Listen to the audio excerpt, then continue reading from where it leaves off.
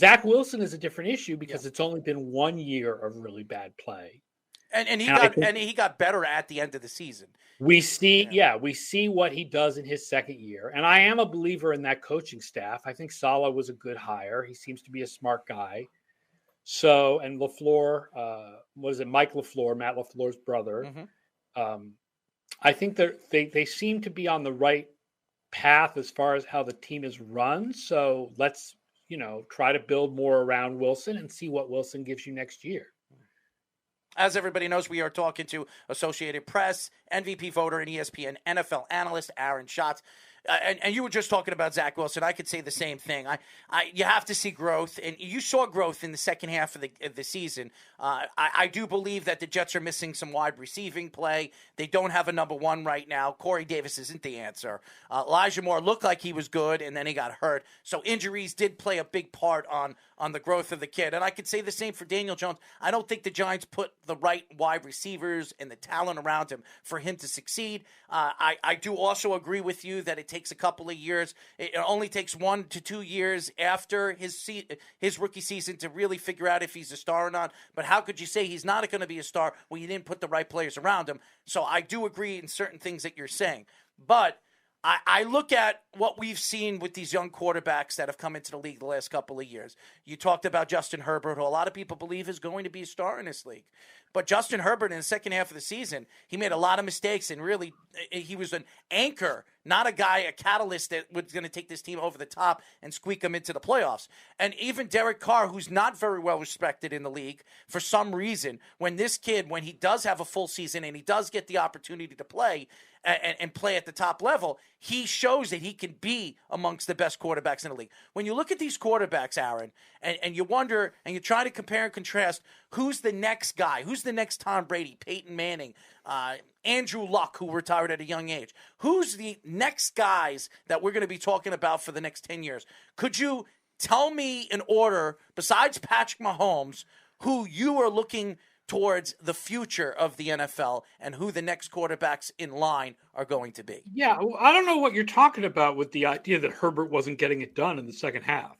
I don't look at numbers. You just said it yourself. When you look at the numbers, by our numbers, he was the number 5 quarterback this year in total passing value, and he can also run with the ball. And then in the last game of the season, with their playoff spot on the line, he converted what seemed like 347 straight 4th and longs. So at the end of the game, Herbert is not going to be a star in this league. Justin Herbert is a star in this league, absolutely. In fact, I said something a little controversial earlier this week. Given the game-to-game consistency, I would rather have Herbert than Josh Allen. Because Allen, as great as he is when he is great, has a lot more bad games than Herbert has had over 2 years. I would agree with you, and I like Justin Herbert. He's one of my favorite young quarterbacks in the league, but there were games this year against the Texans where the defense didn't play well and he didn't play well. He threw, what did he throw? 1 or 2 interceptions in the game. When you're playing against a bad defense and you're supposed to show up in a game that you're supposed to win and you lay up a lousy goose egg, to me, you have to look at that and you have to say, well, as good as he is and as talented as he is when he plays against the better quarterbacks and the better teams, he lays up even the year before that. Last year, his rookie season, there were a couple of games that stood out to me against the more he was mediocre team against the Patriots, and he sucked against Baltimore this year. But otherwise, he's a stud. I love Justin Herbert, but there were a couple of games that stood out to me that I can honestly say I didn't think that he played well. As far as the star young quarterbacks are, I mean, we know the names of the star young quarterbacks. Mahomes, Herbert, Allen, Burrow, Kyler Murray, Prescott. I think still qualifies as a young star quarterback. He's not as young as those other guys. You mentioned Kyler Murray. Kyler Murray didn't show up in the playoff game. Yeah, he did not show up in the playoff game. But again, I think you look longer term rather than just looking at a playoff game. I also would not shut the door on Lawrence. The fact is, we all thought that Trevor Lawrence was one of the best prospects to come out of the college game in quite some time. And he just got put into a horrific situation. And I think you have to see who they hire as head coach. Byron Leftwich. Trevor Lawrence this year. Byron Leftwich. That if Trevor, yeah, right. I mean, which is an interesting hire because he's got the history in Jacksonville, but it's not like he has a history as a young quarterback whisperer. Right. But I would not be shocked if Trevor Lawrence took a huge step forward next year because the talent is all there. It wasn't Byron Leftwich there with Jameis Winston, and Byron Leftwich wasn't good with Jameis Winston. Jameis Winston didn't grow. He actually fell apart at the end of his career with the Tampa Bay Buccaneers. Now, obviously, Tom Brady has been offensive coordinator there for 3 years. Right. So that was the last Winston year and then the 2 Tom Brady right. years. And he's still at 5,000 yards, so. Yeah, 5,000 yards, and he threw 30 interceptions.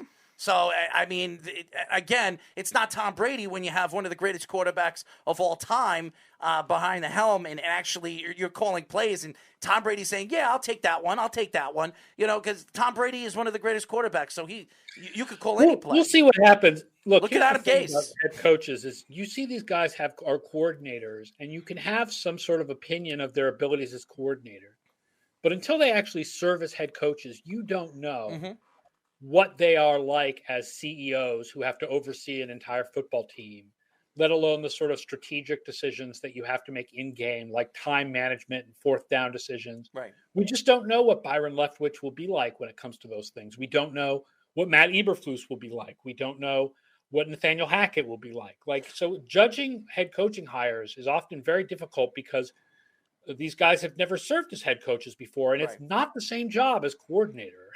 There are people who were great coordinators and terrible head coaches. North Turner being one of them. We just said the same thing. I could say the same thing. North Turner, awesome offensive coordinator. Everywhere he's gone as an offensive coordinator, they've succeeded. When he becomes a head coach, he's failed. He's failed. So you're absolutely right. So I want to ask about the home field advantage not being the same effect as it's been in years past. We saw stretches of the season, most of the season, where the road teams are actually winning more games than the home teams. And even a lot of those more dominant home field advantages over the years, Seattle, New England, the Saints, the Packers, it wasn't like the same as it was in the years past. Do you see this kind of being a new trend, or do you think it will revert back where you have some dominant home field advantages? No, I think it's a new trend. In all professional sports, the home field advantage has been dropping in recent years.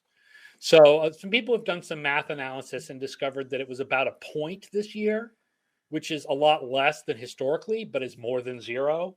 So I think that that's probably the long-term where things are going to settle, is that it's, there will still be something called home field advantage, but it's nowhere near as big as what we have known it as in the past. So my question, there's other things to talk about besides quarterbacks in this league. And you obviously vote for more than just the MVP. To me, Coach of the Year is one of the hardest things you could possibly judge. Because players, you have the stats, and besides win and loss, it's kind of hard to determine whether the player is that good or was the coach's impact more than the player's impact. That, to me, that's one of the hardest things you can vote for. So when you vote for a Coach of the Year or Executive of the Year or GM of the Year, what do you consider as far as how you would give somebody that award when you don't have data, obviously, on them or film study on them? What goes into that? It's tough. We don't vote for Executive of the Year. That's actually not one of the AP awards, but Coach of the Year, of course, is. And it is a very difficult award just for exactly this kind of subjective reasons that you talk about. I mean, we can consider things like, look, I'm an analytics guy, right? So I waved the flag for being aggressive on fourth downs. And one of the things that I did consider when looking at Coach of the Year was I wanted a coach who was more aggressive on fourth downs, because the fact is that is an easy way that coaches can improve win probability for their team. That being said, there are a lot of good coaches who are not that aggressive on fourth downs. Like the last 4 coaches left in the conference championships, other than Reed, are not aggressive on fourth down at all. So it's not the only thing there. So you're right. It's that very subjective, and you have to try to consider, like, how much does a coach make his players versus how much do the players make the coach, and how much is a coach responsible for scheme, and how much of it is managing around injuries. And it's definitely a difficult award to pick. As you guys know, we are talking to Associated Press MVP voter and ESPN NFL analyst Aaron Schatz. Last question for me. You were just talking about coaches, and over the last couple of days, obviously there's new coaches, and Dan Quinn was very high on a lot of people's list to be their next head coach. And then today, or this morning, there was a story coming out that he is going to stay with the Cowboys. To me, when you look at what Dan Quinn has done in this league, and I think he has been a successful head coach with the Atlanta Falcons. He did take a team to the Super Bowl. I know he lost a game that he should have won. But you look at Dan Quinn. Are you surprised that Dan Quinn decided to just stay with the Cowboys, where he was on the Giants? Some people say he was ahead of the Giants list. I am surprised because here's the thing. Defense is less consistent than offense. Mm-hmm. And there's a strong chance that Dallas defense is not going to be as good next year, which means Dan Quinn will not be as popular a candidate next year as he is this year. So I am absolutely surprised that he made that decision. So last question for me. A bold prediction for all the conference championship games and a Super Bowl pick. Who do you think it'll be?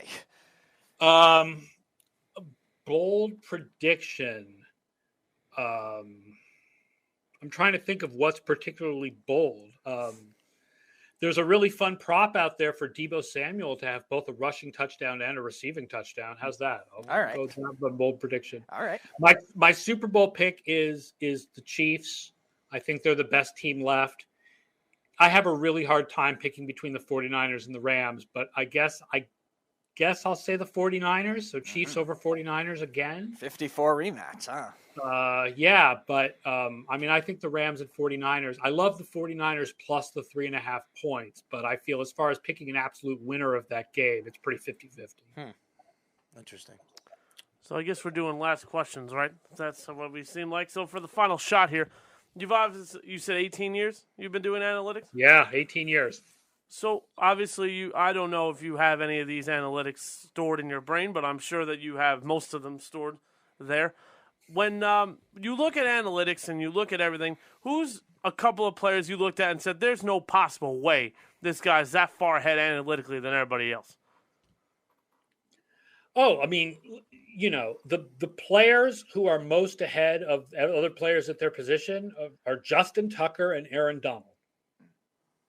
That's interesting because, like you were just saying, with Justin Tucker, he's one of the best kickers we've ever seen, and the greatest kicker of all time. Yes, and Aaron Donald, who there's a lot of great defensive linemen we've seen over the years, a fantastic defensive lineman, and Aaron Donald has stood out amongst the rest. And by the way, this is the 7th year in a row that he's been an All-Pro player. So it's fantastic, and I think there's only 2 other players.